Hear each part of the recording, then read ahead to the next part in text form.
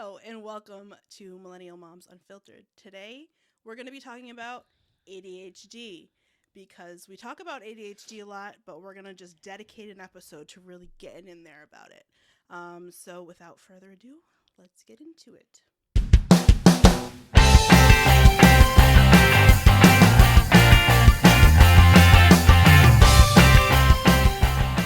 All right.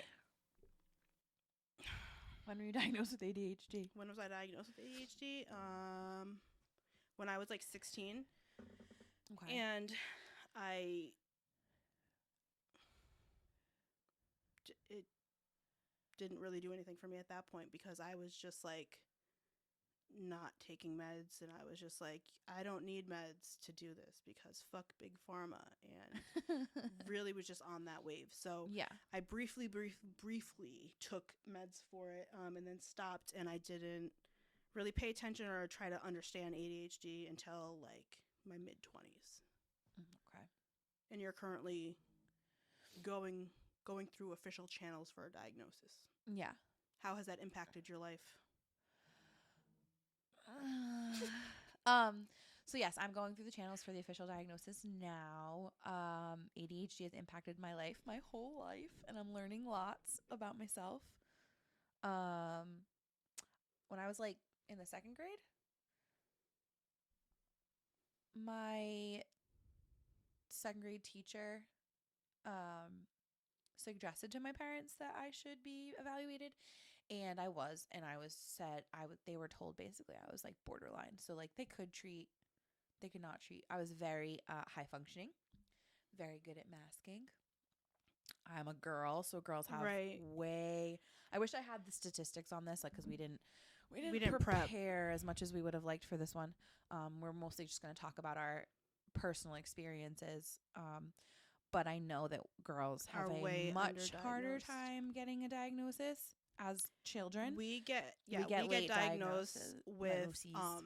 depression, anxiety, and those are like secondary effects of what it's ADHD. stemming from. So we are depressed and anxious because we have to mask and live up to all this self-control, because women are supposed to be quiet, sit still, nurturing, not impulsive, all that stuff. And as someone with ADHD, that's not natural for us. And it you doesn't live, feel you natural. end up essentially, because burning you don't have burning out and living with like shame and guilt, like there's something wrong with you because you struggle so hard to like fit into a neurotypical world. Mm-hmm. And I know my whole life, and now that I'm parenting neurodivergent children, I'm 100% way more aware of things that I did as a child that I'm like, holy shit, that was my ADHD. Like that, like, and I don't ever, like, I do that with Eli all the time. I'll be like, damn, that was me as a kid, ADHD. But I wasn't, girls don't have ADHD. I know you don't have to. You feel like this, blah, blah, blah. Just control yourself. My cousin had ADHD, and he was like, he's a boy. And really like sensory seeking. I was like sensory avoidant. So like he used to like lick his fingers. Oh no. And like he had like a lot of like chewing on his clothes and stuff like that. So it's like, oh, there's something wrong with him, but like I didn't do those things. So it's like you couldn't. You're just not paying attention. You're just not trying hard enough. So I was high achieving. So that was part of like I was in the talent development program. I was like always had straight A's. I always was social. So I was definitely like high functioning. But as the hardest thing I've noticed, and I don't know if it's having kids that has caused this, but I don't know if it's becoming a mom or just as I've gotten older, but I've struggled with masking over the past 5 years. Like I feel like I've just completely unraveled, which has been part of the struggle. Like I feel like I'm not capable of doing things that I used to be able to do. Like I just feel like I'm not high functioning anymore. Like I hate the term high functioning, and they use that with autism too, and I'm just like, it's not. It's a spectrum for a reason, because there is no high, low, left, right. It's all colors, right? And just because you don't thrive in certain environments doesn't mean that you're doing anything wrong. Yeah. And I think at the beginning when I started trying to like understand ADHD, I kind of went through those things too. And like at work, like, why are you not doing it this way? Why are you not doing it this way? Why'd you forget this? How'd you whatever? But I didn't know how to like understand my brain and how I function. So I just thought I was failing. I was doing something wrong. But it's like, you don't have to operate within the parameters of what's expected because it's all fucking joke anyway. It's all made up. It literally, everything is all made up. Made up. All the expectations made up. Somebody made that shit up. Somebody said this is the way you should do it. And who the fuck is that person? You know, suck my dick. That's how I feel. Like, I don't care. And I feel like I've unmasked and I let myself be awkward and ramble and like, yeah, sometimes I feel weird about it, but like, this is who I am. So fuck it. I feel weird about it always and forever. Like, if I have an interaction, and I don't know if this is my ADHD or my anxiety or both, but I will think about that interaction all day, and then the next day, and the next day, and the next day. See, it drives me in. Like, I'm like, oh my God, why was I so awkward? I used to do that too, but you were weird because of your ADHD, but you're thinking about it because of your anxiety. You know what I mean? Yeah. But now I don't care. Like, I mean, sometimes it bothers me more than others, but sorry, I just like burped into the microphone. The other day I went to the GYN and I worked with her. I was her medical assistant for like 4 years and I haven't been to the GYN since I had Eamon. So I was like, okay. And I sat there and I was like, don't say anything weird when she walks in. Don't say anything weird when she walks in. She walks in and I was like, fancy meeting you here. Mind you, this is on Adderall. Okay, I was medicated at this point, and I was like, God damn it, you just did it. I love the commentary. Do you have like an inner dialogue all the time about everything? Yeah. So you know how they before they on the internet they were talking about how some people don't have inner dialogues. I'm pretty sure the people that don't have inner dialogues don't have any. That's neurotypical. Yes. You know, because I don't have a dialogue. That. My dialogue has a dialogue. The great and powerful Oz up there. Yeah. You'd be like, don't say this, don't say this. Oh. And then you have like someone in the back. It's just like, oh, she just said that. And like, yeah. You're like the angel and the devil all up in your brain. And then while people are talking to me, I'll be like, yes, I already know we're going to say that. Yep, just get to the end. Is it my turn to talk? Yes. But I'm listening and processing. And I just told Gio the other day too that like, he was like, sometimes you just like make things up. Like, that's not what I said. And I'm like, okay, so I need you to understand that when you're expressing something to me, I'm like, okay, pay your attention. Your brain jumps to the conclusion. Pay attention. Pay attention to what he's saying. Okay. And then 2 days later, I'm like, fuck, I know it felt like he was telling me he was mad at me. So I'll be like, remember when you said that you got mad that I left that on the counter and I never put it away? And he's like, that's not what I said. Does that stem from shame though? Did you get shamed for not doing a lot as a kid? Because I did. Not on purpose. Just like, why can't you do this? And I couldn't. Kind of. My dad was always really hard on me about stuff. Like, it was always like, good job. Why couldn't it be like this all the time? Yes. Or like, you would do better if you just paid more attention. You just need to pay more attention. My mom used to tell me that all the time. You just need to pay more attention. It's like, growing up, I had like an expectation that like I had to get all A's. And if I didn't get all A's, then I was a failure. Yeah. That was... I don't love that. No, me either. But I think it's an ADHD thing that like I can't remember word for word, so I like paraphrase it. You know, and I'm doing my best, and I'm like, damn it. So how I heard it was this, and that's why we talk like that to each other. Like, what I'm understanding or what I picked up from this is, and then he'll be like, no. And I told him, I'm like, I know it's really irritating because you're like, you feel like I just made up a situation in my head, but to me, I didn't make it up. It's your interpretation. That's what my brain picked up from that dialogue. So I find that I struggle with that with Pat. He's more similar to you, where like he has a hard time focusing on what I'm saying, and like how he interprets it is different than what I was saying. I feel like I'm more clear on communication than he is, but I definitely still struggle, but not. I struggle with my ADHD in other areas, not so much like, But I've also really worked on my communicating and listening because I always used to talk over people. Oh yeah, and that's me. I got in trouble for it a lot. and so I've really worked on that for me. I feel like in school I didn't talk. This is, if you went to school with me, what the fuck was I like? Because I don't remember.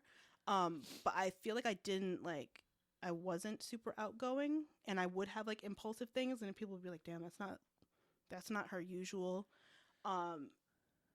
And then like in high school, it was like the wrong things. Like I was gonna start a fight about something, but that was like impulsive, you know. Has your impulsivity got you in trouble a lot? Yes. Yes. I got pregnant at 19 with a 28-year-old that I'd known for 6 months. So yes. Yes, it has gotten me in trouble. My impulsiveness is more with like committing to things, committing to starting a project, committing to changing jobs, do you know how quitting jobs, buying clothes. Yeah, I mean all that too. Do you know how many times I've like started like I went to bartending school and made it to the final day and I didn't show up for the test. All I had left to do was the test at the place that I went to. I'm not interested in this every anymore. day for like 3 weeks. Spent the money on it. The only class I missed was the fucking test. Yeah, because it wasn't exciting anymore. No more dopamine. Yeah, and I'm just like, I'm gonna do something else. I find that I've done that so many times. Lot. Yeah, I make a lot of rash decisions. I've started. Do you know how many EINs I have?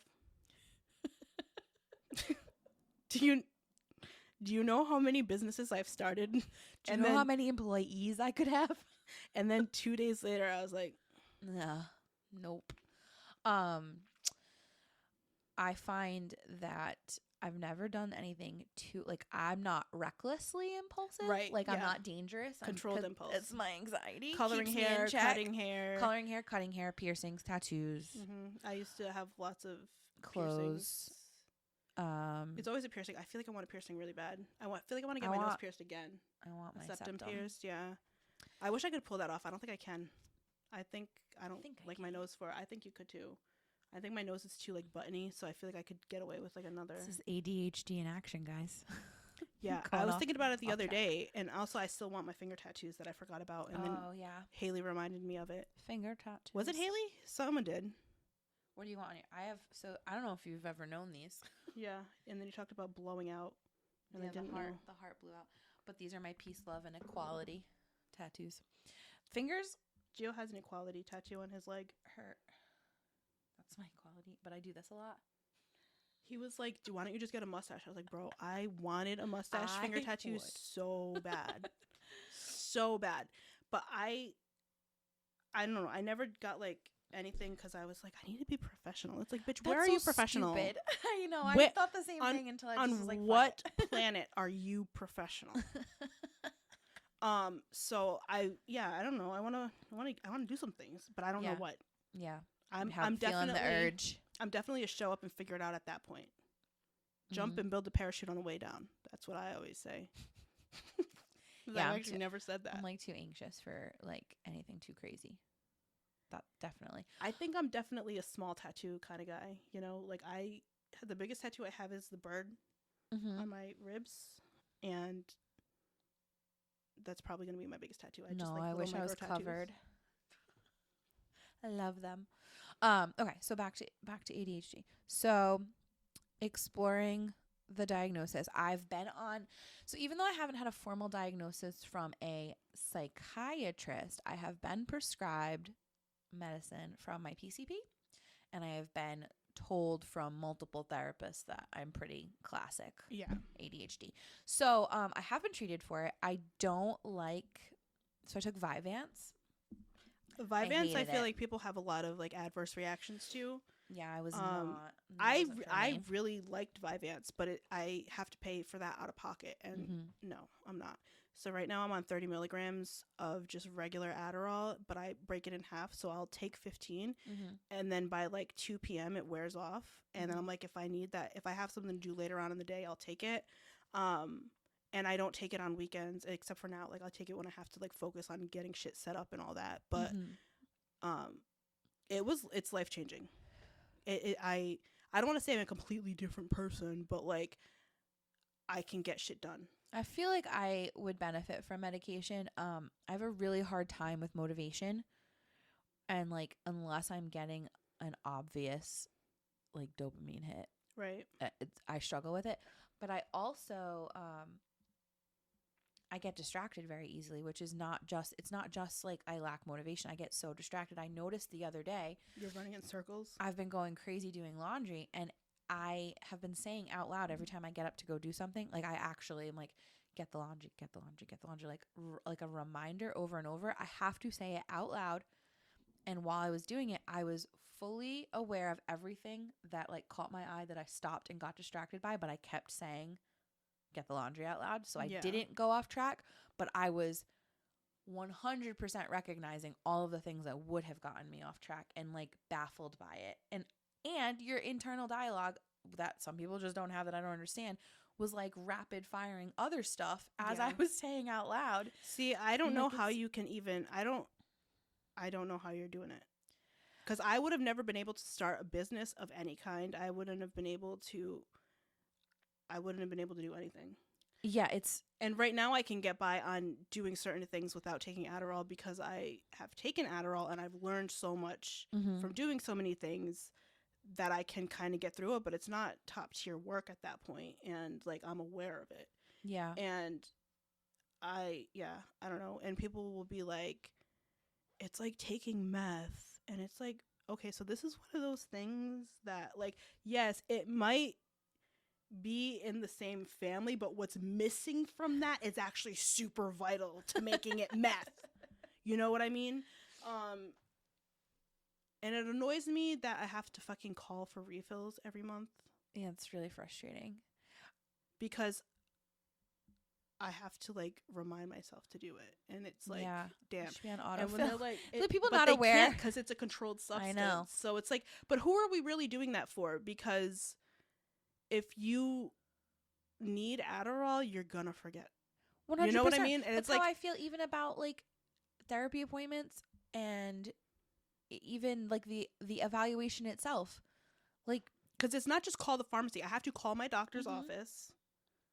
It's too many Who steps. listens to this podcast? Hi, hey Karen. I have to call my doctor's office.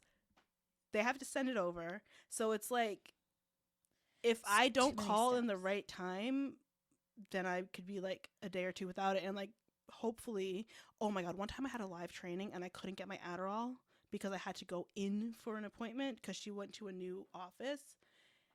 And I was a goddamn mess because I'm like, I need that Adderall. I'm going to sound like an asshole this whole training.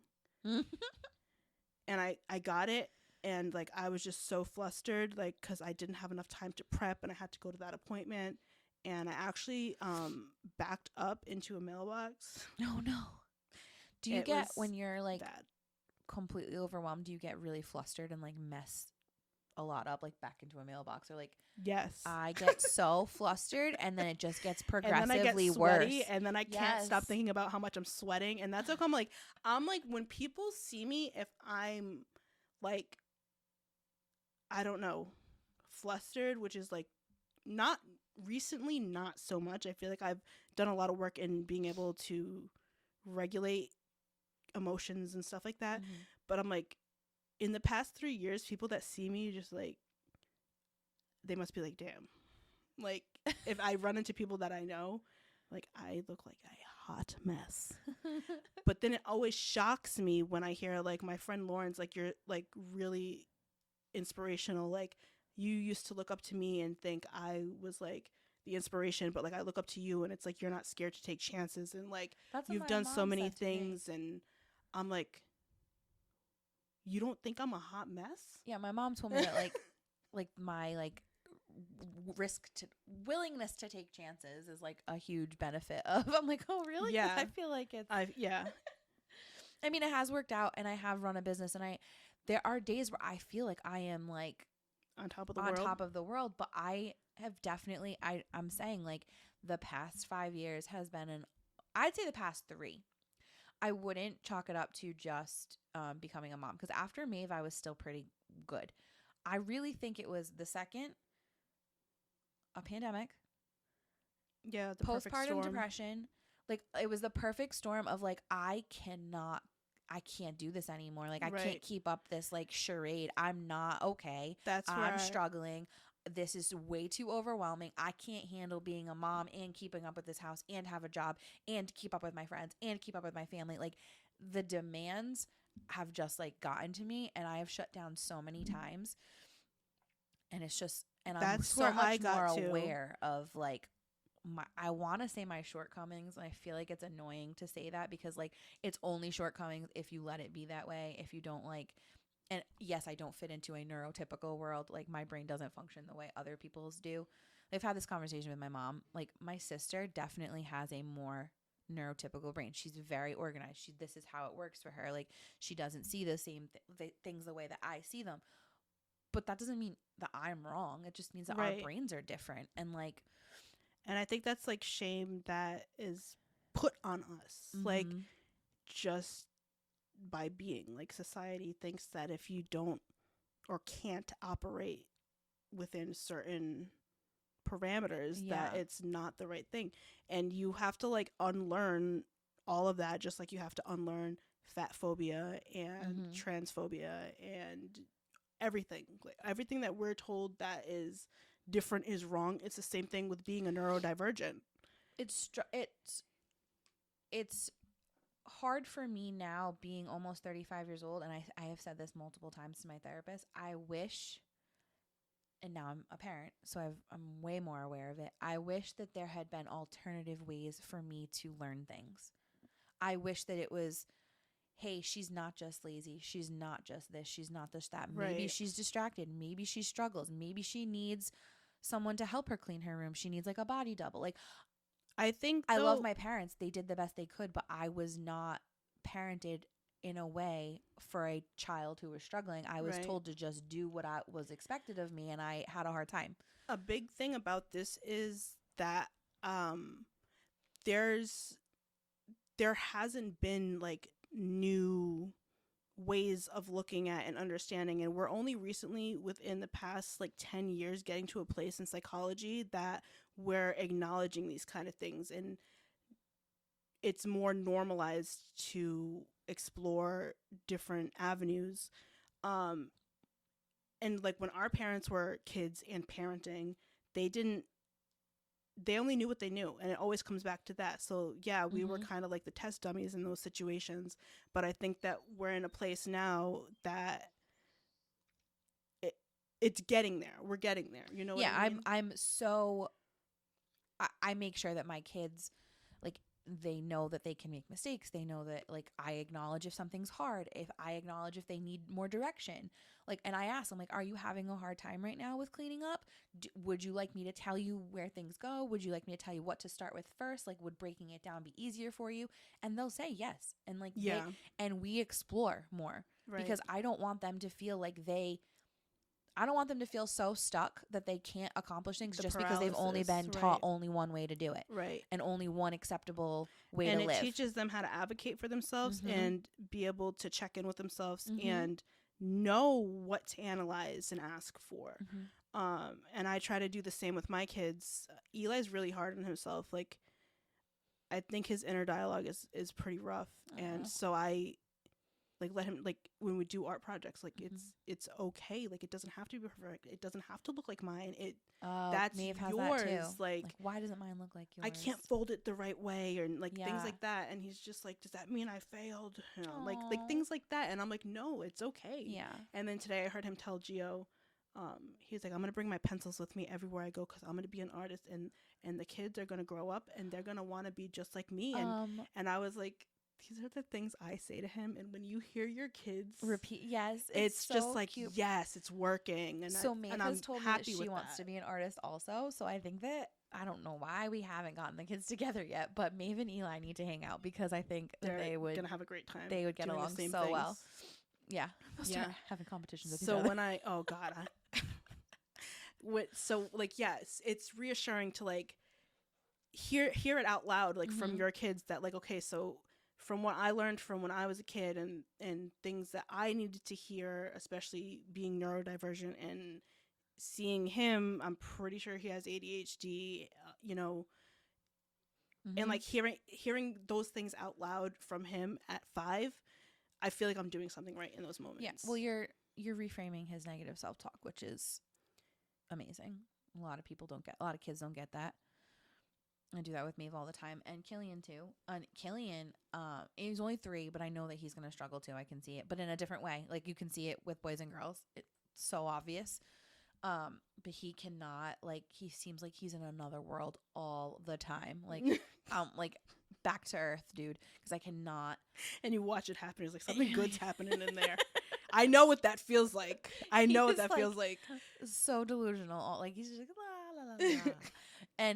But like I have to repeat myself so many. I'd be like, Killian, I'd like get on his level, get eye contact with him, and I have to make him repeat back things. Otherwise, in one ear and out the other. He might need visuals. Because Eden, we have a thing in the morning, and it says like, wake up, eat breakfast, brush teeth, comb hair, and he can choose like what order he does it in. He can follow the list the way it's supposed to be, and the physical act of like checking it off or like flipping something. Yeah, like they have like age appropriate transitional ones. Well, he shocks me with how good he is at remembering like routine. Like when he comes in, he takes off his shoes, he puts his socks in his shoes and the little shoe thing because it's habitual. Puts his coat where it's supposed to go, and he will like shock you with things sometimes. Like Maeve couldn't remember the name of a song the other day, and she was asking me for it. She's like, I can't remember the name, and he said it out loud, and I was like, how did you know that? That's how I am too. I feel like I know a little bit about a lot of different things, which helps me like be a chameleon in situations. Like I can walk into most rooms and have conversations with at least I'm the same way, but I think it's because we like 4 or 5 people. It's because we like to soak up and information. Blend in. But it's also because like of random hyperfixations or things. So it's like sometimes what I should remember, I don't always, but I do have a lot of random knowledge that in random that you did a deep dive times on that one time. But it comes in handy a whole bunch. Like there really is not many situations that I mean, I don't love to be super social, but I blend in. You can do it. Yeah, so that's a cool part. I like having ADHD, I'm not gonna lie. Now that I understand ADHD and I take in a lot of like the everyday pressures off of myself and stigmas around it that I used to put on myself, I like having ADHD. I like the way my brain thinks. I like how I'm able to thrive in chaotic situations. I can't relate. You'll get there, but you have to like see what you gain, not what you lose from ADHD. Yeah. I mean, it definitely makes like appointments and like even like to the point where I was having this conversation with my mom about like, so checking things off my list and getting things accomplished makes me feel good. That gives me the dopamine or the motivation to keep doing more. When I see change or progress, like that keeps me going. So I was talking about making appointments and how hard making appointments are for me because I don't get that same dopamine hit. Right. And she's like, having the appointment made and on your calendar doesn't help. And I was like, no, because case in point, and now I'm just anticipating that appointment. Right, and you have to think about it. And then, wait, sometimes the appointment gets canceled and you have to make a new one. And then the anticipation starts all over again. So in my most recent one, I had to cancel my OBGYN appointment and make a new one because of something out of my control. And it started the anticipation all over again. It gave me the anxiety about having to reschedule the appointment and even having to call and like do that in the first place. And then now I have to just sit and wait for the day and then like hope that I want to go that day and not dread it. Well, like I don't feel the dopamine until it's over. It's done. Like I can check it off my list completely because I've done it. I get that too. I feel better now. For the past 3-4 weeks, I've had appointments or double appointments every Wednesday, and I'm finally all caught up with my endocrinology, GYN, primary. Like I've done it all, so I feel good about it, and I'm glad. Oh, eye doctor. Like I've just been nonstop. It's nonstop. And I feel good about it now. But I always have to make morning appointments so that I'm not like waiting for it because I'll sit there and I'll be like, I can't do anything else. I only have 4 hours before my appointment. Oh, so and it's we like, bitch, talked about only this. have 4 hours before your appointment. Oh. Logically, you know that you can do all of the things No, I before, can't. but you get stuck in it. So I make early appointments. I make sure it's all out of the way early, and then I feel good after it's done. Okay, so what's something that isn't high dopamine but needs to get done? Okay, folding laundry. I'm gonna go home, I'm gonna fold that laundry. Fold the laundry. Yeah, I got something else done. So what's something that is still pretty low dopamine, but I'm gonna feel good after I do it, you know, and prioritize my tasks in that way. Yes. So things that are more draining, not necessarily more physically exhaustive or mentally exhaustive, can get done, right? Get those done. And then like get your best work in the mornings. That's what needs to get done. Like I do all my video editing and audio editing and stuff in the mornings, because by 2:00 I'm like, there's no dopamine here anymore through this. I don't really want to do it. Which I think is why a lot of, I think, neurospicy people do better with like their own scheduling, or like being able to work shorter bursts. Like I personally think like a 9 to 2 schedule is the best. Yeah, that's the best time frame. That is. Right now I'm spending like 4 of those hours in the car, so I'm losing a lot of the steam time for that. So first thing in the morning, I spend 2 hours in traffic dropping him off, and then from like 1 to like 3:30 I'm back in the car on the way home picking him up. And it's like, that's fuck, you know what I mean? So I've had to find times outside so draining of my normal productive window, and I'm like, crap, I know I'm not doing my best work. I don't feel like doing it, and I got depressed. It was making me depressed. And I know that there's an end to it, and I'm gonna be able to be back in charge of myself. But right now I'm just like, so that sucks.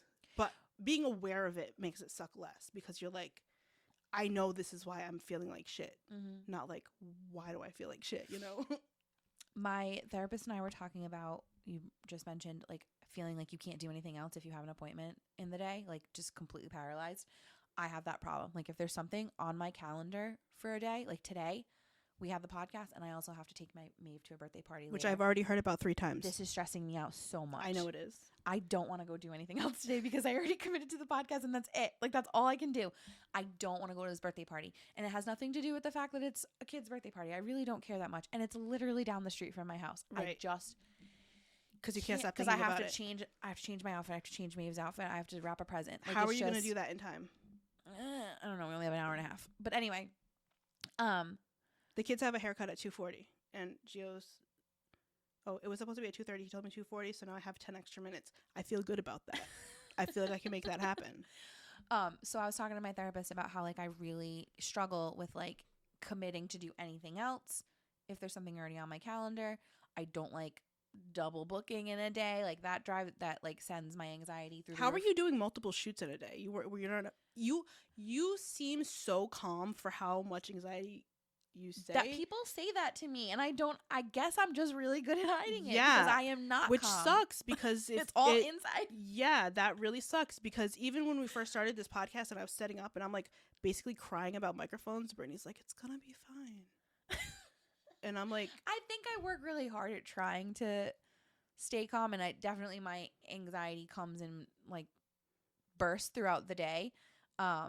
But I just like have feelings of dread a lot. Like I just don't want to do certain things. Oh, I do that all the time. It's mostly getting out of bed. Like it takes me a long time. Yeah. And I know I'm like, if you get up and you like take your Santa supplements, code Ashley P for 10% off. I keep doing the peace sign. I don't do this in life, but on this podcast, I do this so much.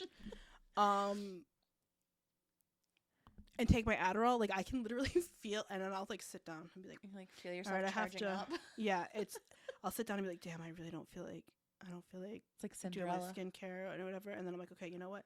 It's time. But when I feel like it's time, that's when the Adderall kicking in. Yeah, right. So it takes away a lot of that dread. Like, no, I've you'll be dread. Like, damn, I still don't feel like doing it, but you'll feel like you can actually move past it instead of hyperfixating on that. Like, well, it's like I dread every morning.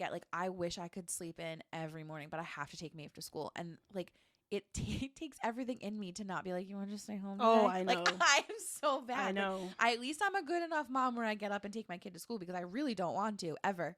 But my therapist was talking about how I really have a hard time if I've missed a deadline or I didn't do something I said I was going to do, or if there's a task that needs to be done and I've already disappointed someone,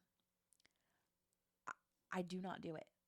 I can't get it done. There is something that like, there's like a paralysis, and then there's shame and guilt associated with it, and that just spirals. But then there's also this like, I have a loss of time. So it'll be like, there's something I don't want to talk about on the podcast. There's something that's gone by now for 3 years that I haven't done that I was supposed to do. And I forget about it. And then every time I think about it, I'm like, oh shit, I fucking didn't do that thing that I was supposed to do. Yeah, it compounds. And it compounds. And it's just gotten worse. And I'm at the point where I don't even know what the right thing to do is now, because it seems like it's far too late to do it. But I feel so much guilt and shame and disappointment, and it like festers. But so she mentioned acknowledging it. She didn't even give me a solution. No, not even that. No, but I mean, like, because I feel like that, and I feel like I used to feel like that a lot more, but now, like, being like, damn, I messed up, and like being accountable for it. I'm totally accountable for it. You know what I mean? And like, stand up in its face and just do it. Yeah. And then I used to, I mean, I still do. I don't need to do this or remind myself as much, but be like, okay, what's the worst thing that's going to happen? Am I going to get hurt? Am I going to go to jail? Is someone going to die? Yeah. No? Okay. Then go do whatever the thing is, or, you know? I could probably just do it. I just feel like a lot of like embarrassment, honestly. It's like I'm embarrassed and I'm disappointed in myself. But so she mentioned, because I said that and I mentioned I did another, oh my God. I mentioned a few other examples. And she was like, have you ever heard of PDA? So this is called pathological demand avoidance, or there's other things people call it other things too. But it's basically like anytime something feels like a demand, you shut down. Or you're basically, your body's stuck in fight or flight mode anytime there's anything that's seen as a demand. And it's like you have no control over it. Even if you want to do the things you want to do, or you want to do the demand, you just can't, because it's now a demand. And I've been catching myself doing it now. The other day I went to go put Killian's juice back in the fridge and the bottle tipped over, and I said, pick that up, and I said, no, fuck you. I closed the fridge, and I was like, oh shit, it was to myself. It's to yourself.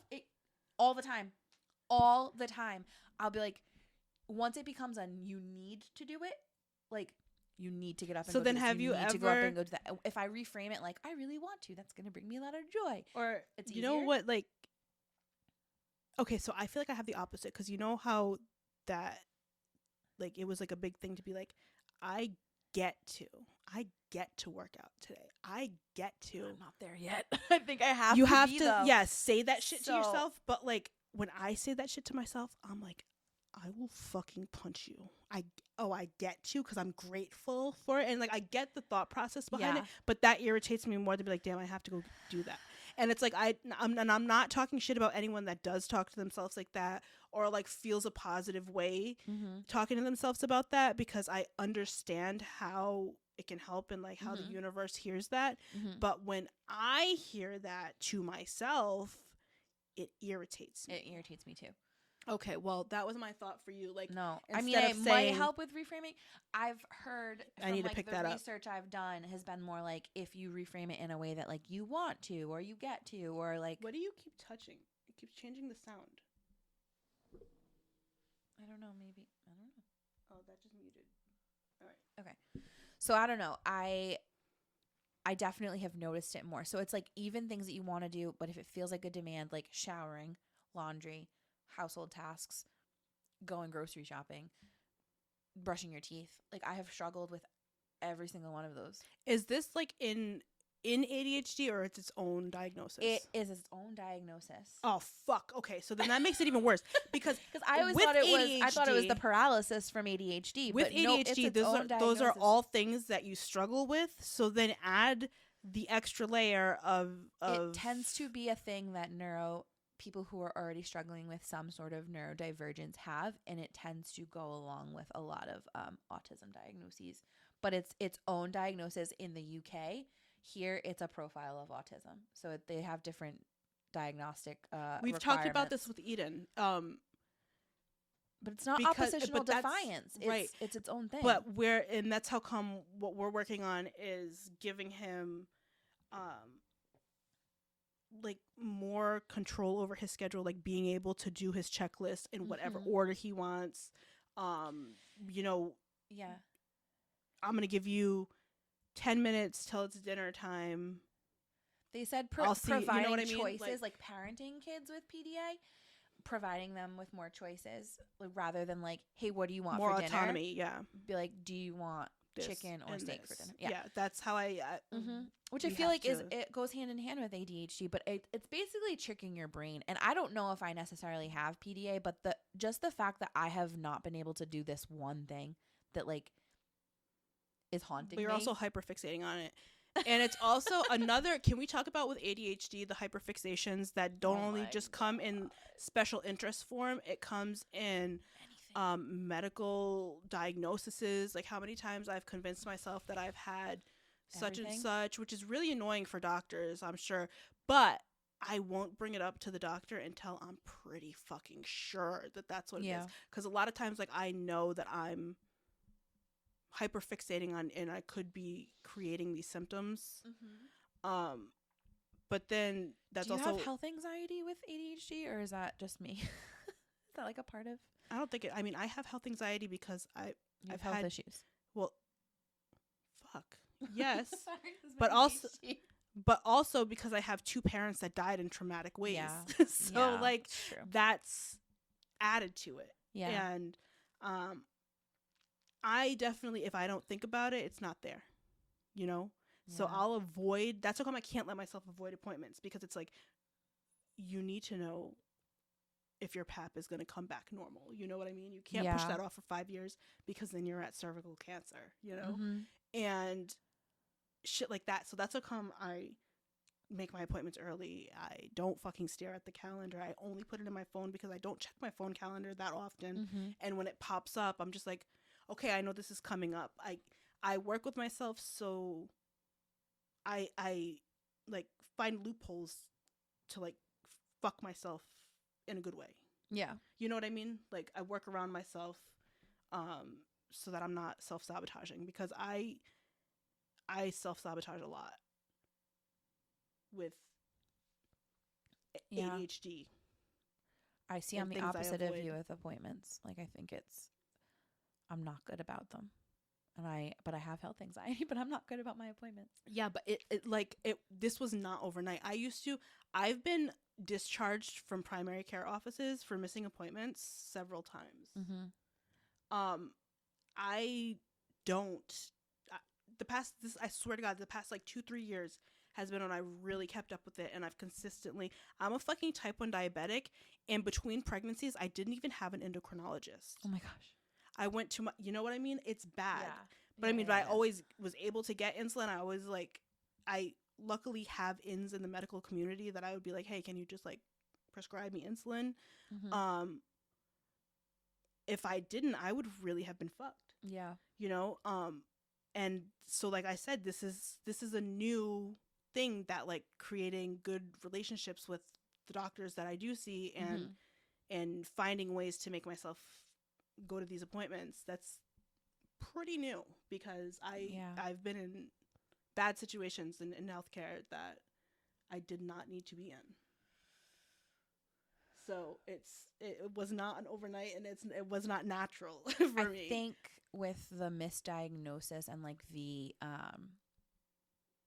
like little, I don't want to say lack of taking me seriously, but just like the fact that I have to advocate so hard for myself to like get anything accomplished is just so exhausting. And I'm like so disappointed because it's not our medical system. People with ADHD or people that are neurodivergent in general have a really high sense of justice. So in situations like that, doctors should be able to understand and help us out. The way healthcare works in America, it's not really like that. Yeah. And it's not it's frustrating for having to advocate for myself, my kids. Like, I was a young mom, so it was constantly like, I don't think he has autism, and now my 11-year-old just got diagnosed when he should have been diagnosed at 4. You know what I mean? Yeah. I have a lot of rage and resistance. He didn't get diagnosed officially until recently. Yeah, it was a new thing, and I was young. They didn't take me seriously, and I feel like that's a lot of people's stories, and it shouldn't be like that. And that's one of those things that like really goes up my ass, because why are we fucking doing this? You know what I mean? It's not right. Like, and I suffered... that makes it even more difficult to go work with these people that you're like, are you gonna help me? Well, because it causes, like, it perpetuates more anxiety, because like I feel like I was prescribed a drug for fibromyalgia that I shouldn't have been prescribed, and it was also an antidepressant, and it caused more issues than I was having. And all along I actually had a bulging disc and a torn disc and arthritis. But did I ever get an MRI? No, I got prescribed drugs that then I had to withdraw from, and the withdrawal symptoms caused me even more problems.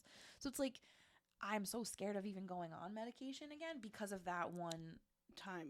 But the thing is, like, another issue that's an issue in the healthcare system in the United States is that it's run by fucking insurance companies, and what they're not going to do is they're not going to pay the thousands of dollars it takes to get these scans, but we'll cover this fucking pill, even though it's not what treating anything.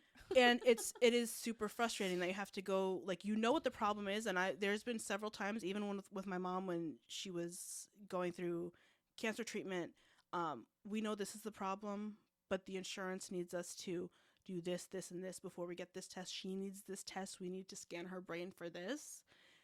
But we're not going to be able to do that for another 2 weeks because we need to do these 2. You know what I mean? So and it's like, doctors are aware of that most of the time and are like, I'm sorry. Yeah. But their hands are really tied. Or if you want to pay out of pocket for it, but like, the average person doesn't have $6,000 to pay for a scan. And it's fucked. But that shit bothers me because of my high sense of justice. And I'm like, oh, you know what? That makes a lot of sense, because when I see things that I'm like, that's really unfair. Fuck. And I get really mad, and everyone's just like, why are you so mad? And I'm like, because this is so fucked up.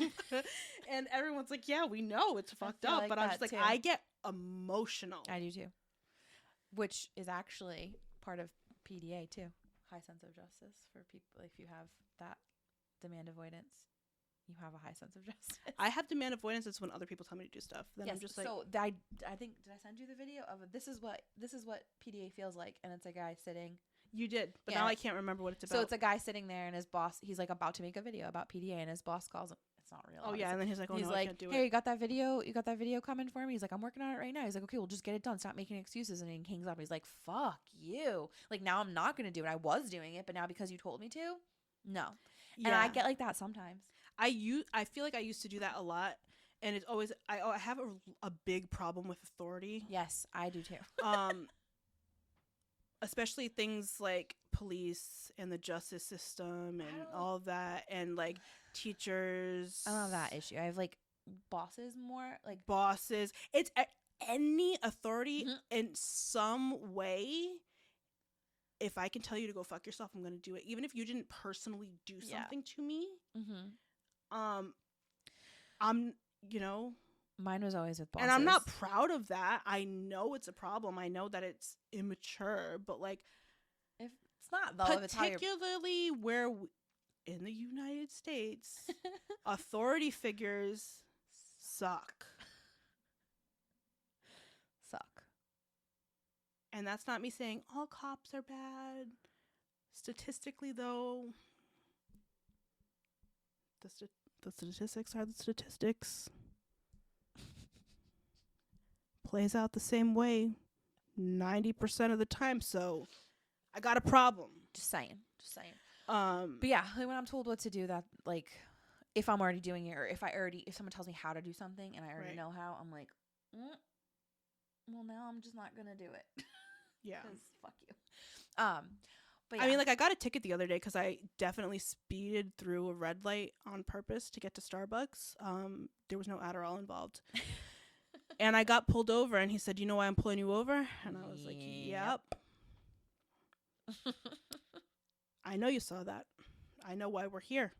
So I took that ticket and I fucking paid it. He's like, "You can go to court. You have a clean driving record." He was really nice to me. He didn't do anything, but I still wanted to be like, go fuck yourself. I was trying to get a cake pop. You know what I mean? And it's like, I knew that he wasn't wrong. Like, I knew I fucked up. So I didn't I couldn't challenge his authority. But like, if there's any reason I can challenge your authority, it's going to happen. Kids are home, ADHD talks. I told a lot of random stories. Do you have anything else you want to add to this? No. We could do a follow-up in a few weeks about different ADHD stuff. I'll probably have an official diagnosis by then, too. Oh, so. Yes. We'll do a follow-up after you get your official diagnosis, and then we'll talk statistics. I love statistics. Okay. So like, follow, subscribe, leave reviews, tag us in your stories when you listen to the podcast, and we will see you next week. Bye. Peace sign.